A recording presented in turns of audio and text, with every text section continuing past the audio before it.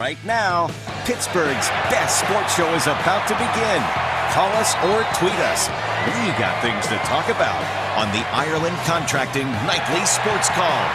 All right, Ken, thank you very much. Good evening, everyone, and welcome to a Monday night edition of the Ireland Contracting Nightly Sports Call on the Bordas and Bordas Hotline. Bob Pompeani, Gene Collier with you tonight.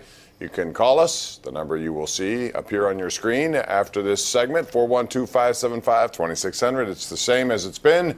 Plus, you can tweet us at KDPomp, at Gene Collier. We're going to begin by talking about the weekend that was for the Pittsburgh Steelers.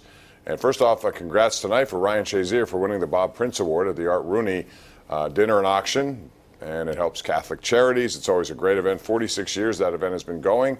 And congrats to him and all that he has accomplished. And today, the Steelers decided to put him on the PUP list, which means he'll be on the not on the roster. He'll be on the team still. He won't be able to play, but he will get paid in full. The Steelers have been there every step of the way for him, ensuring that he gets what he needs, and hopefully that results in some sort of comeback. Although, whatever the case, he's still been inspirational, regardless of what happens as a football player in the future. Gene, I want to talk about the draft that was, and you guys at the Pittsburgh Post-Gazette were all over that. So they had 9 out of 10 picks, and I'm a big believer of quality over quantity. It's nice to have those picks, but most likely some of those guys aren't going to be here, won't contribute. But if they do get Devin Bush to be what Devin Bush should be based on projections and another player to contribute, if you get 2 guys who can become really difference-making players, I think you hit a home run in these kind of drafts. What do you look at out of 9 picks as being reasonable to expect? Well, I think, Kevin Colbert has always said, with your first and second and sometimes even third pick, you're drafting for people who can play, who can start and will play and be good players. After that, you're kind of drafting for depth. So I think generally if you hit on 2 or 3 players, that's a decent draft. But you just never know. I mean, sometimes 6th and 7th round picks turn out to be great. Sometimes 1st and 2nd round picks turn out to be not so great. That's why I really don't like the draft. I think it's a complete crapshoot, and it's completely overcovered and overhyped. But as far as the Steelers go, I mean, it's always good for the fans to see them get who they want. They definitely got who they want in Devin Bush. Whether or not they got who they need, you have to wait a couple of years to figure that out. Yeah, that takes some time, and we'll see. You can't really evaluate. What we did find out was that Peter King of Sports Illustrated said today in some of his Monday morning quarterback reporting that the Steelers were one of 3 teams interested in making a deal with Denver, and that they outbid the Giants and the Falcons, who had made offers to move up to that same spot, presumably to take Devin Bush.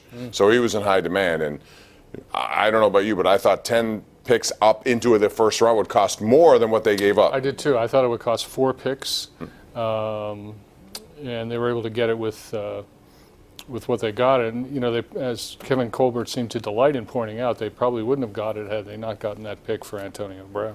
They did, and they drafted a receiver in the 2nd round, Deontay Johnson out of Toledo. They like the MAC. I counted there were 3 in the MAC. This at 11 in Kevin Colbert's time. He likes dealing with those guys, and they've had success there. This guy, some say it was a reach. They had him right apparently in the first round. So what do you think about that pick and the fact that it was a wide receiver taken with the same exact pick, one of them that was acquired in Antonio Brown's spot? Yeah, the evaluations I've seen on Johnson are all over the board, Bob. I've seen some analysts say that he gets into and out of his breaks really well. I've seen others that say those moves are muddy and they don't expect him to be able to make combat catches in the NFL. That's why you have to wait a couple of years. You do. All right, we'll talk more about the draft as we go along. The other thing we want to talk about is the Pirates and how they've gone from the talk of the town, 12-6, first place, best record in the division. First to worst. And all of a sudden, a week later, here they are with 8 consecutive losses and recurring themes. Yesterday we saw it. We saw it on a lot of games in the Dodger series as well as the Diamondback series. Gene, they strand a lot of guys with runners in scoring position. And the bats, we knew it would be a challenge. It's been even more of a challenge given that and the injuries they've had to deal with. But still, they don't have a lot of depth, and it's showing right now. Yeah, it sure is. I mean, with Polanco out as long as he was, Marte out again, Dickerson out, Gung doing absolutely nothing. They look like a poor offensive team. And they're hitless with the bases loaded. Their average with runners in scoring position is way down. 4.5 out in fourth place. They could be in the basement here in a couple days after being in first place. So that's what eight losses in a row will do to you. The thing you have to do is come back and win 8 in a row. It's hard. It's hard.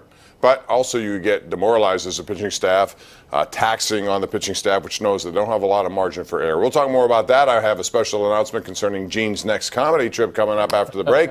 Call us, 412-575-2600. This is your place to sound off. This is the Ireland Contracting Nightly Sports Call, Pittsburgh CW.